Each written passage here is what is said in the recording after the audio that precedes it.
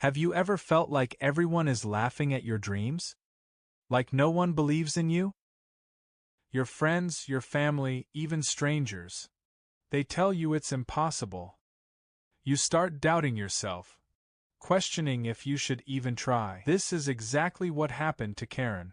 But what he did next changed everything. There was a young boy named Karen, 20 years old, full of ambition and ideas.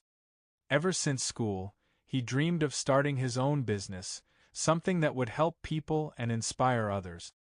But there was one habit he had: he loved telling everyone about his dreams. He told his friends, "I am going to change the world someday."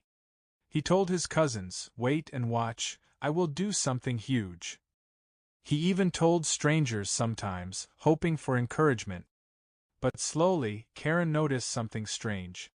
People started laughing at him behind his back. Friends said, "That's impossible, why do you even talk about it?" Some even advised him to focus on a normal job. His excitement started to fade, replaced by doubt and frustration. One evening, Karen walked alone on the terrace. He felt embarrassed and defeated. He whispered to himself, "Maybe they are right. Maybe I shouldn't even try." Suddenly, his grandfather came and sat beside him. His grandfather was quiet, wise, and had seen many storms in life. He asked, "Why the long face, Karen?" Karen sighed, "Grandpa, I wanted to do something big. But everyone laughed. Everyone told me it's impossible. Maybe I should stop dreaming." His grandfather smiled gently. "Karen, do you know why successful people rarely share their dreams at the start?" Karen shook his head. "Because dreams are like seeds. If you water them in silence, they grow strong and tall. But if you announce them to everyone, some people will try to crush them. Some will laugh. Some will fill your mind with doubt. Energy is lost when you share too early." Karen listened carefully. His grandfather continued, "Focus your energy on action. Work silently. Let your results speak.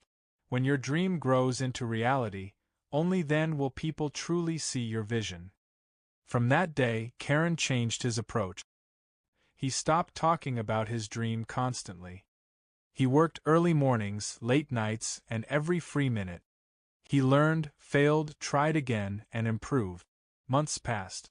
Karen's small project started getting attention. People noticed his work and result. Suddenly, those same friends who laughed began asking, "How did you do it?"